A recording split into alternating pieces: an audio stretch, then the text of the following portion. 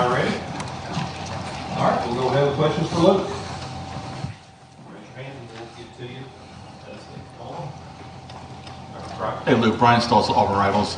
After such a highly hyped game and a disappointing result, how hard is it maybe to come on Sunday and be focused at practice and focus on the next mission? Yeah, well, I'll be the first to tell you. Ever since I was a young kid, after a loss, I didn't take it very well. So usually just lock myself in my room. And now that I have a wife, I have to kind of flush it a little faster than most people. But that was really the key, is coming in and obviously things didn't go our way. Some things we had to fix, things we're still fixing, and I mean, every week in this league, you gotta flip the page. You can't let a team beat you twice. So that's kind of the mindset, was go in, get all the things fixed that we need to get fixed, and turn the page. And I think our team's doing a good job of that. Luke, do a couple of offensive linemen sort of need a pat on the back after that? It looked like they had a rough outing against Penn State.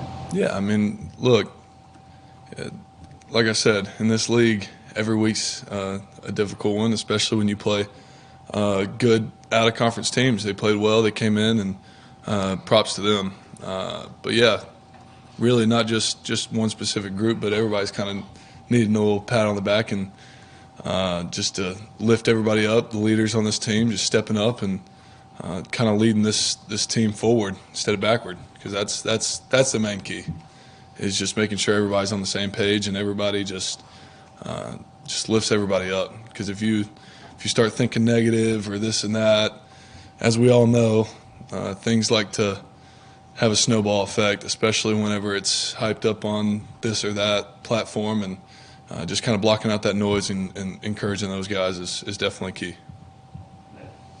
Look, Shank said after the game that the SEC is basically, you wipe everything. It's basically a whole new schedule, a whole new season for you guys. You've been here a while. Just kind of what's the difference in going into the SEC schedule? And I guess do you preach it all to the younger guys, maybe the importance of those games, and yeah, how the preparation maybe needs to be different? Yeah, well, they're extremely important. Each week from Mercer to Alabama is going to be a tough week, and we treat it all the same way. But there is something to be said about the importance of SEC play. You win the SEC, you're in the playoff. Period. It's the best conference in football. So, like I said earlier, every team in the SEC is solid. Every team's going to give you their best shot, and that's kind of what we're preaching to the young guys, is these guys are going to come in, and it's SEC play, man. All chips are on the table, so for sure.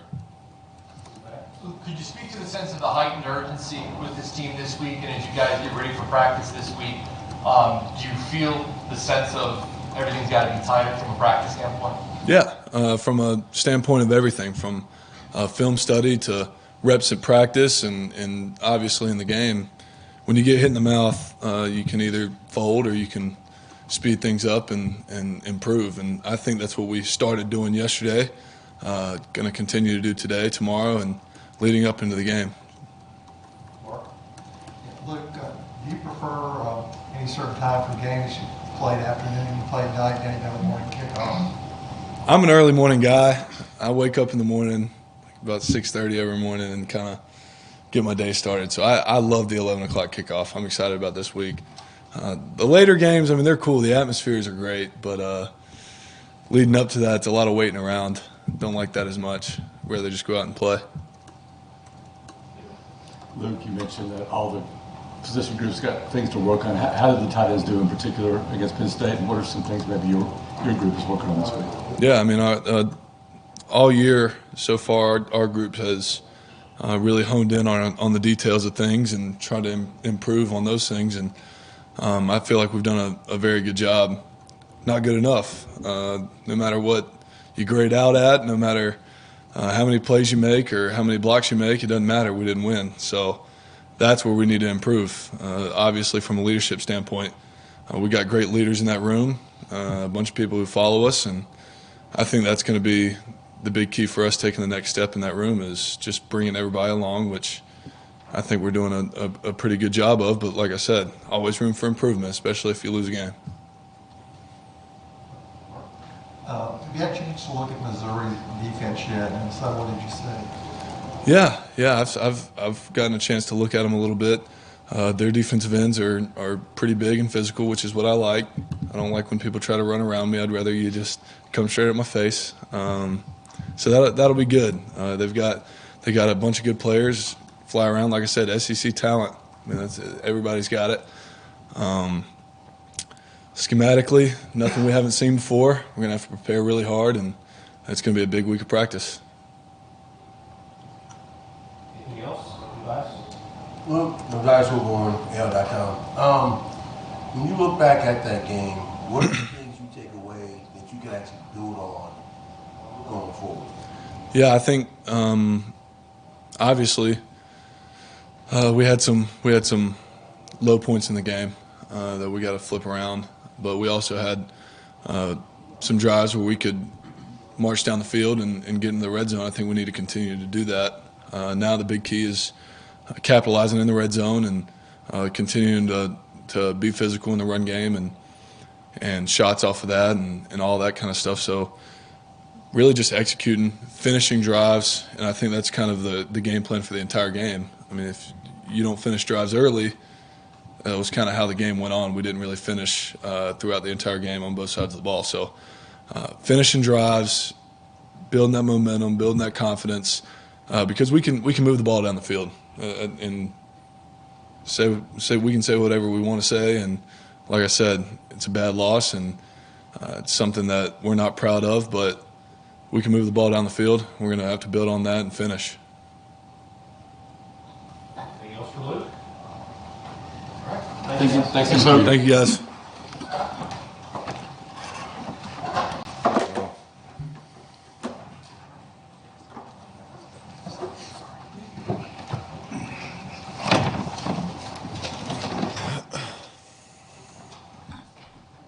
Everybody ready?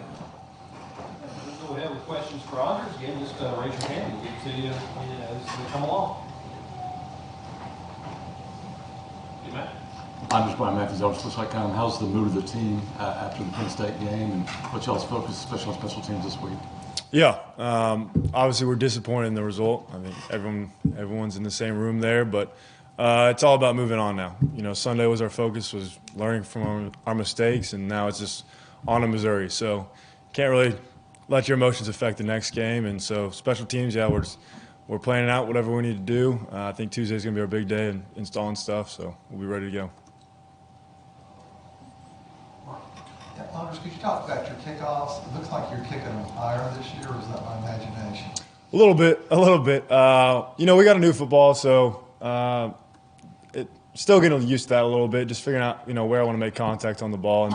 And, you know, the first two against Penn State hit them a little lower and went a little deeper in the end zone. But it kind of depends on, you know, the wind, too, and how we're trying to play it. But, yeah, it's a little of both. Anders, you're closing in on some records there when it comes to your kicking as far as points. What does that mean to you to put your name on those lists? Yeah, it means I've been here a while, but it also means just a lot of discipline. For me, though, I really don't care about those records, honestly. I'm just here to help the team the best way I can and put 3 points on the board or 1 point on the board when my name's called. So it's cool to see those things. And, you know, my brother had an incredible career, too, so it's fun to chase that. But I'm here to win the next field goal, the next rep, so.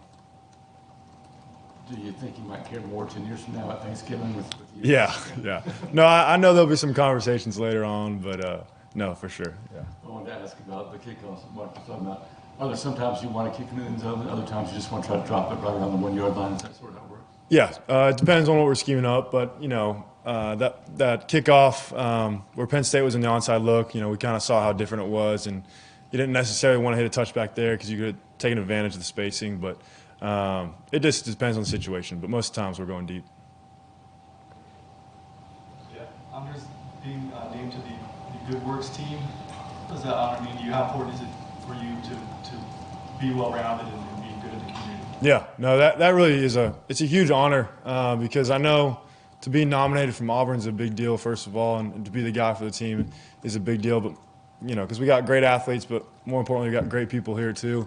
But then to be naturally, make the team is even a bigger honor. So just very thankful for the opportunity to be here and what's been put ahead of me, and can't credit the people around here enough for that. So. I wanted to ask you also, you had some multiple snappers and holders that you've worked through in your time here since you've been here a while. What makes a good snapper? What makes a good holder? I think the bond. I think something that's not noted. Obviously you have the hard work. We're on the field a lot, putting in hours, and every snapper, every holder I've ever had has done that, and I'm very thankful for that. But I think just the connection off the field, is hanging out and growing together. I think that's what makes a great team is the relationships on the team, and so just having a tight-knit group there. We get dinner once a week at least, and so that's what makes that bond special, and it usually helps on the field as well. Honors, this team could use some more offense. You're still waiting for that first touchdown. You've been working on some things for it. We'll see. We'll see if we need it. But I did play quarterback in 8th grade. But no, these guys, they're ready to go. They're ready to go. Put a hard week in here, and so if my name gets called for that one fake, we'll be ready. But I'm sticking to the kicking. Jacob Waters, Auburn. Is your wife still feeling good 3 weeks into the season? I mean, before the season, you said felt like a little different, but still holding up good. Yeah, definitely holding up good. Was just down in the training room with all the guys. There's 20 guys getting recovery there, so we're all getting ready to go. But it's just that season grind. So as we continue on, it's more recovery and just staying ready. And earlier we were at Bruce Pearl's golf tournament with Charles Barkley, and Chuck mentioned about the concern about NIL being like tearing locker rooms apart potentially. How have you guys dealt with those issues as far as some guys making more money, some guys not making as much? How have you guys kind of dealt with that? Yeah, no, it's an honest thought too. But for me, being a part of the locker room, I haven't seen any negative effects to it. It's provided an opportunity for all of us to be a part of it, and it's just something you don't need to broadcast it out. I think if people did come in and broadcast it out, it might turn some heads and make people mad. But people are proud enough about it where you're not getting jealous or necessary or something about that. And so I think for me and for all my teammates, this has been a good opportunity. And for our locker room, I can speak for our locker room itself. It's done nothing negative to us. So. And have you been able to find a couple of deals on your own? Not announcement, just have you been able to find some deals on your own? And what's that kind of been like for you?